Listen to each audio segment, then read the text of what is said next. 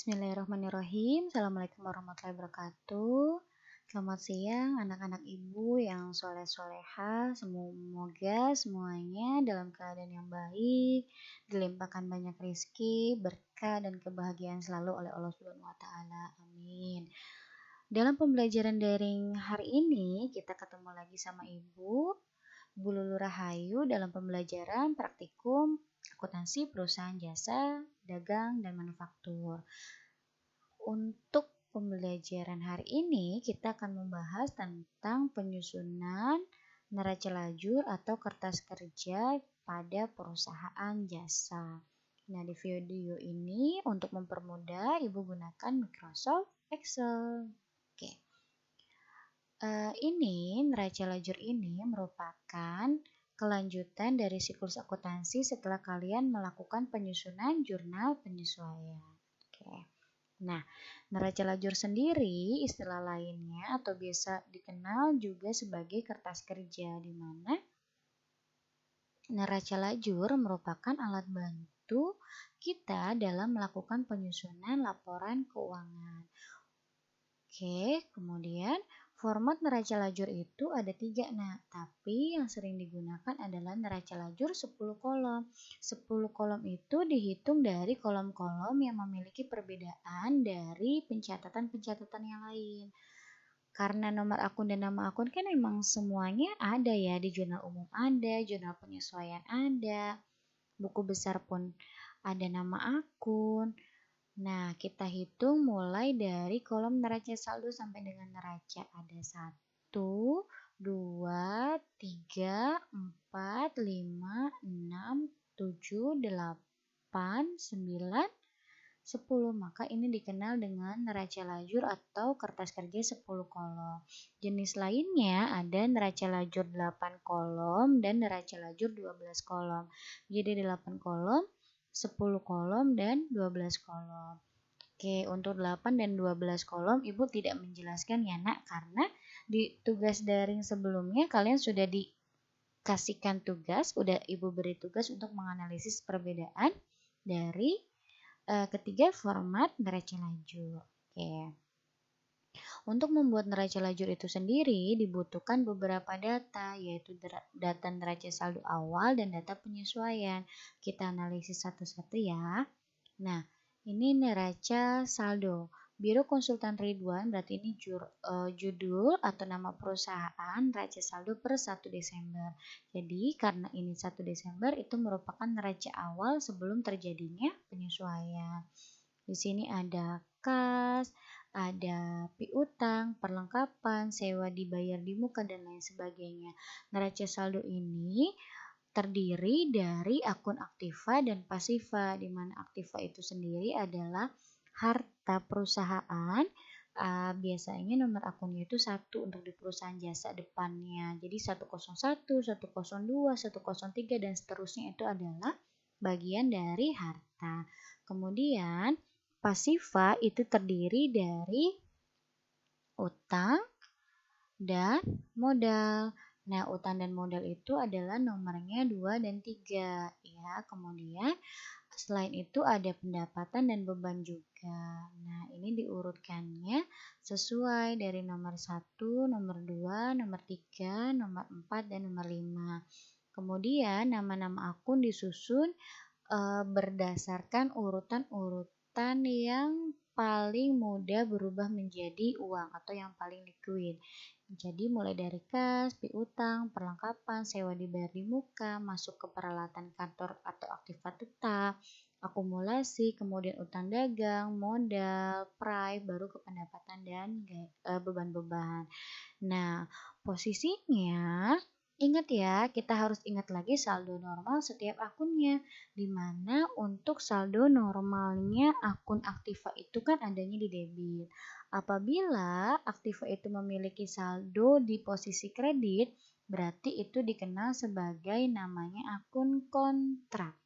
Akun kontrak itu adalah akun-akun yang memiliki nominal berlawanan dengan saldo normal. Misal nih,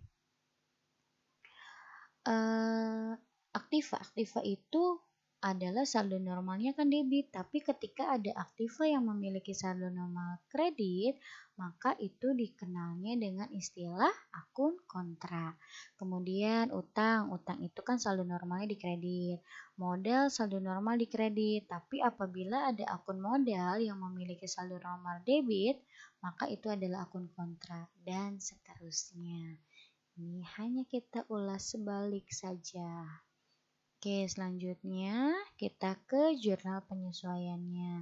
Jurnal penyesuaian ini adalah jurnal yang dibuat untuk menyesuaikan antara pencatatan akuntansi dengan keadaan yang sebenarnya.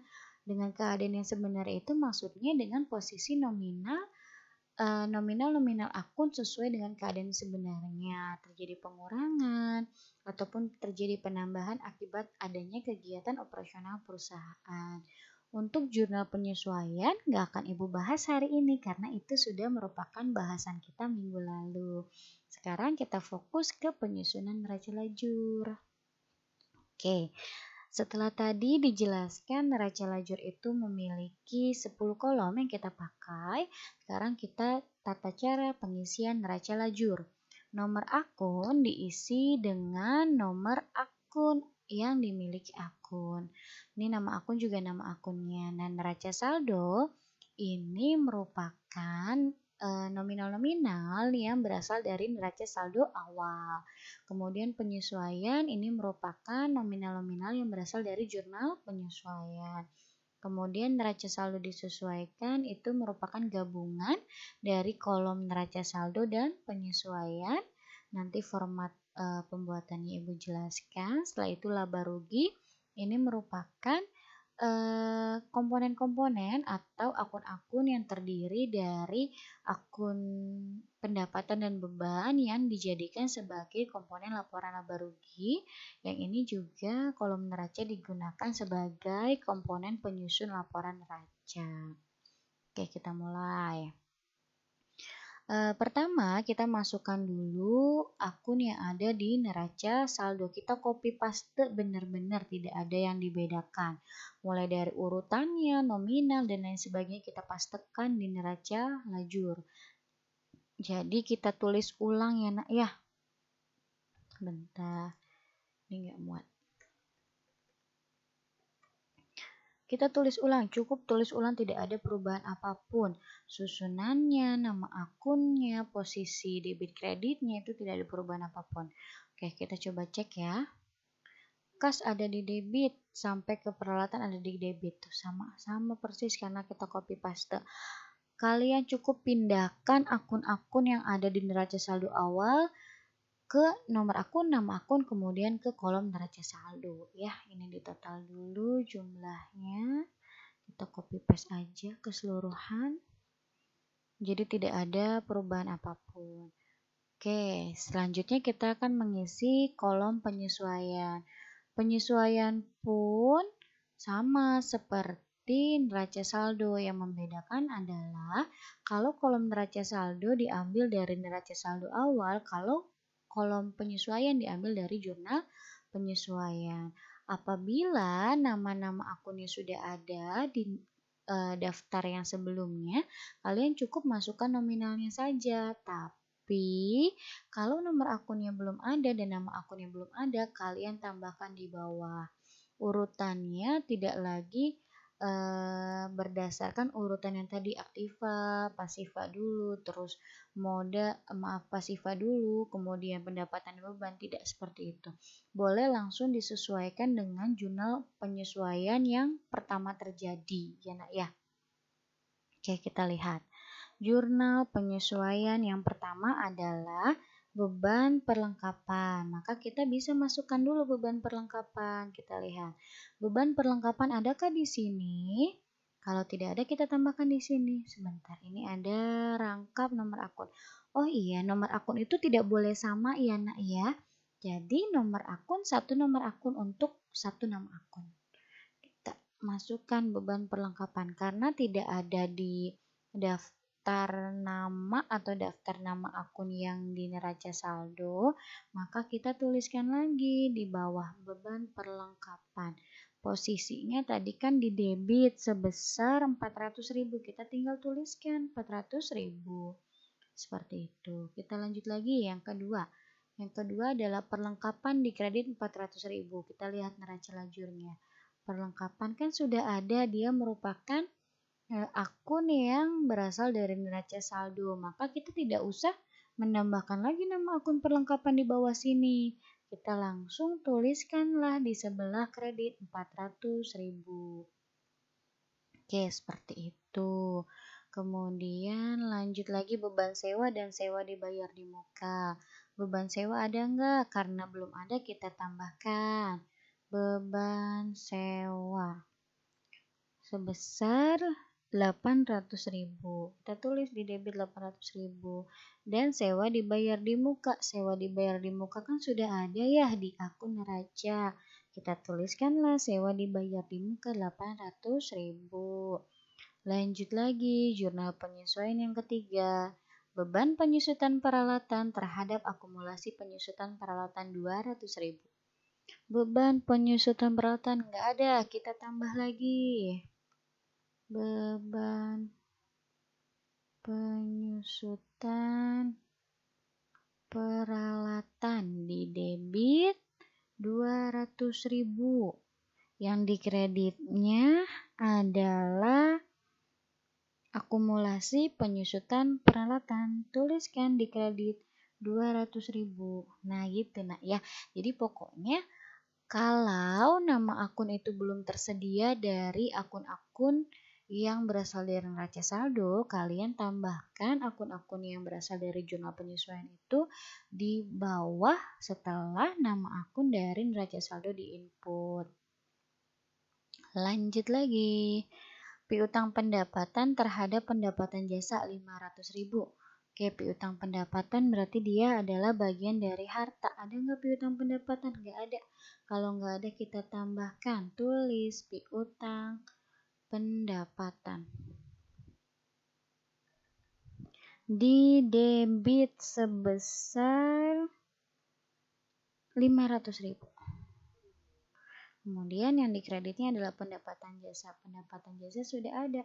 Kita tulis 500.000. Lanjut. Yang ke 1, 2, 3, 4, 5.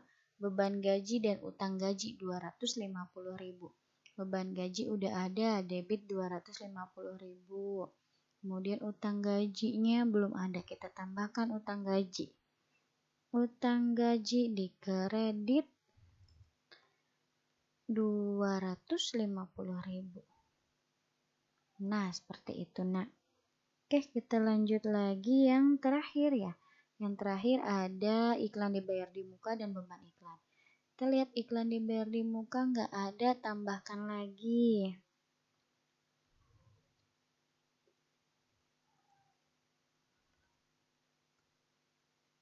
Iklan dibayar di muka posisinya debit sebesar 100.000. Dan yang dikreditnya adalah beban iklan 100.000. Oke, setelah itu kita total dan totalnya harus balance atau harus seimbang, harus sama antara debit dan kreditnya. Oke, sebentar. Yap, sama ya, berarti ini benar. Oke, jadi fokus kolom neraca saldo ini hanya mindahin dari neraca saldo awal. Kolom penyesuaian ini hanya memindahkan dari jurnal penyesuaian. Sekarang kita akan membuat neraca saldo disesuaikan. Konsepnya neraca saldo disesuaikan itu merupakan gabungan dari neraca saldo awal dan penyesuaian. Untuk menghitungnya, dia menggunakan rumus sama seperti kalian membuat buku besar. Seperti ini, ketika debit bertemu dengan debit maka ditambahkan disimpan di debit. Ketika debit ketemu kredit maka dikurangi simpan yang besar. Misal debitnya 500.000, kreditnya 200.000, berarti disimpannya di debit sebesar berapa? 500 dikurangi 200, 300. Seperti itu. Kredit ketemu debit dikurangi simpan di yang besar. Kredit ketemu kredit ditambah simpan di kredit. Ini konsepnya tidak ada perubahan, sama seperti pada saat kalian membuat atau menghitung saldo yang di buku besar. Ya, kita mulai hitung. Kas itu hanya ada dari neraca saldo, penyesuaian nggak ada, berarti kita langsung tuliskan 2 juta. Kemudian piutang dagang di debit 1.800.000, sorry, kurang 0, maaf nak. Oke, kemudian perlengkapan, nah ini, perlengkapan kan di debit ada. Oke, kemudian di kreditnya ada, tadi rumusnya, debit ketemu kredit itu kan dikurangin simpan yang besar, lihat dulu kita. Besaran mana antara debit dan kredit? Besaran debit ya, berarti kita simpannya di debit. Berapa Bu simpannya? 700 dikurangi 400, maka 300 simpan di sebelah debit. Seperti itu. Nah, ini pun sama. 1.200.000 ketemu sama yang di kredit 800.000. Debitnya lebih besar, simpan di debit. Kurangkan 1.200.000 dikurangi 800.000.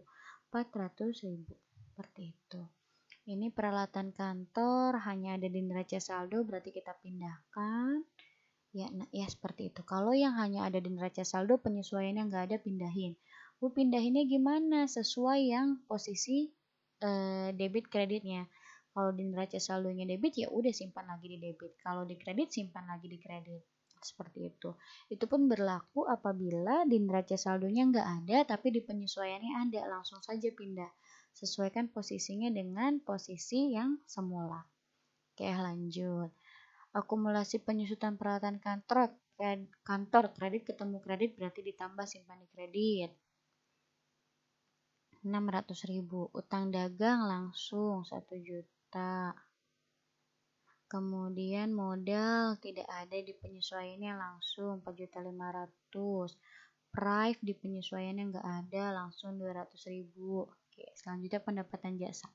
Pendapatan jasa di kredit ada, neraca saldo kredit ada, di penyesuaian pun kredit. Kredit ketemu kredit maka ditambah simpan di kredit. 3.650.000 ditambah 500.000, 4.150.000. Oke, lanjut lagi pendapatan bunga di penyesuaian nggak ada, cukup pindah. Kemudian beban gaji nih, beban gaji di neraca saldo ada debit, di penyesuaian ada debit maka ditambahkan 1.500.000 tambah 250, 1.750.000. Karena sama-sama di debit, simpannya di debit. Terus beban iklan, neraca saldo ada di debit, penyesuaian ada di kredit. Debit ketemu kredit dikurangi simpan yang besar, karena besaran debitnya berarti kita simpanlah di debit sebesar 200.000. Oke, dilanjut. Yang bawahnya di neraca saldonya nggak ada, adanya di penyesuaian saja, maka kita cukup kopikan atau pindahkan ya kalau kalian. Nah, pindahkan semuanya. Ingat, fokus rumusnya adalah atau kuncinya, konsepnya adalah ketika di neraca saldo ada, di penyesuaian nggak ada, berarti tinggal pindahkan sesuai data yang di neraca saldo. Kemudian ketika di neraca saldo nggak ada, di penyesuaian ada, maka pindahkan sesuai dengan data yang di penyesuaian. Oke, lanjut, kita tinggal samakan saja. Oke, totalkan. Nah, totalnya itu harus sama, debit dan kreditnya harus seimbang. Oke, sampai sini kita benar ya.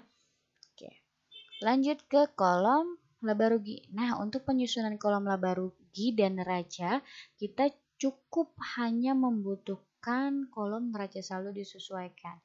Kolom neraca saldo awal dan penyesuaian itu tidak dibutuhkan karena semuanya sudah dipindahkan neraca saldo disesuaikan. Sudah gabungan kedua kolom. Jadi biar gampang, abaikan kolom ini, Ibu tutup dulu ya. Oke, sebentar.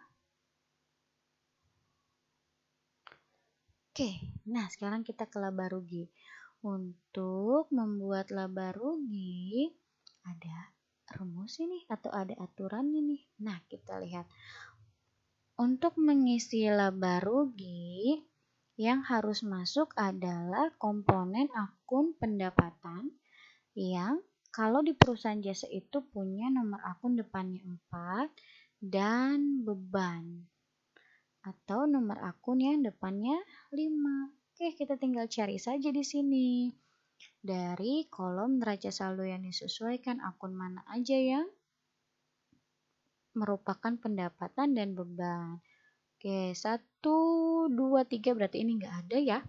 Kita pindahkan dari mulai pendapatan. Lihat, pendapatan jasa posisinya di kredit. Kita tuliskan lagi di kredit 4.150.000. Terus pendapatan bunga 150.000 di kredit. Nah, beban masuk nih, beban gaji di debit 1.750.000. Kemudian beban iklan 200.000 di debit. Setelah itu ada beban perlengkapan di debit 400.000. Terus ada beban sewa di debit 800.000. Ada beban penyusutan peralatan di debit 200.000. Nah, udah ya. Oke, kalau sudah, kita totalkan lagi sama dengan sum. Ini mah Ibu yang di Excel ya. Kalau kalian tinggal hitung manual aja pakai kalkulator. Oke. Nah, di sini ada perbedaan. Bu, kenapa nih Bu kok antara debit sama kreditnya nggak sama, salah ya? Nah, ini nggak salah. Pokoknya ketika di laba rugi dan neraca, kolom debit dan kredit itu harus beda. Ketika di kolom laba rugi, kolom debit itu kan punyanya beban ya? Nah, rumusnya seperti ini, nah. Oke, Bu, jangan beban dulu deh, kita ke pendapatan. Pendapatan, ketika pendapatan yang memiliki saldo normal seperti yang Ibu jelaskan tadi posisi kredit lebih besar daripada beban yang saldo normalnya itu adalah di debit, maka dia laba. Tapi ketika pendapatannya yang kolom di kredit itu lebih kecil daripada beban yang posisinya debit, maka perusahaan mengalami kerugian atau mengalami rugi. Kita lihat ini debit atau kredit yang lebih besar. Kredit ya, kreditnya lebih besar, maka perusahaan mengalami laba. Kita tulislah di sini laba usaha. Nah, Bu, tahu laba usahanya berapa? Laba usaha diketahui dari selisih antara debit dan kredit. Selisihnya simpan di posisi yang lebih kecil. Maka simpan di posisi debit 4.300.000 dikurangin 3.350.000 sebesar 950.000. Nah, laba usahanya 950.000. Oke, sebentar Ibu tandain biar jelas. Oke. Kemudian tinggal kolom neraca.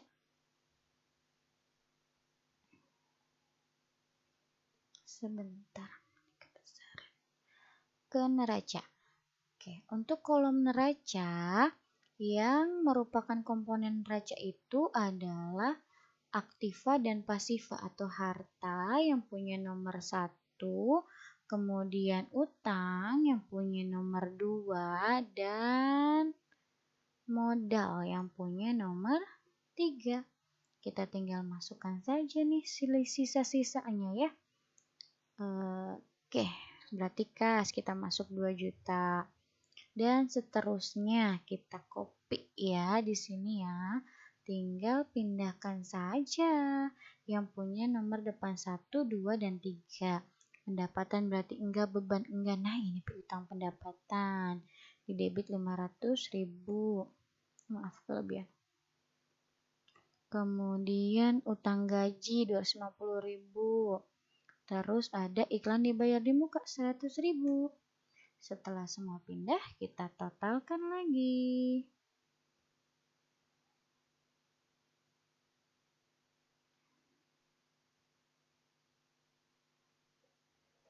Oke, cukup ditambahkan ya nak ya. Nah, ini pun harus tidak sama. Oke, rumusnya ini kan komponennya harta, utang, dan modal. Harta itu adalah yang di sebelah debit ya. Harta atau istilah lainnya kita kenal dengan aktiva. Nah, aktiva itu sebelah debit. Kalau aktivanya lebih besar daripada pasiva, pasiva itu adalah utang dan modal yang posisi saldo normalnya kredit, maka dia perusahaan tersebut mengalami untung atau laba. Tapi Kalau aktivanya yang di posisi debit itu lebih kecil daripada pasifa atau yang posisi saldo normalnya di kredit, maka perusahaan itu menanggung kerugian. Kita lihat debitnya ternyata lebih besar ya, aktivanya lebih besar, berarti dia mengalami laba sama labanya. Kita perhitungkan selisihnya, simpan di kolom yang lebih kecil. Nah, sama ya, selisih antara di neraca dan laba rugi itu harus sama, maka dia mengalami benar.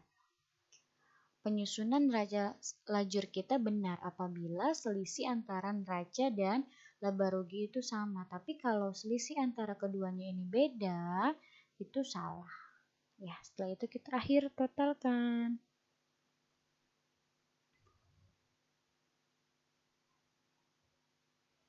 Oke, pembelajaran kita selesai. Neraca lajur kita sudah tersusun.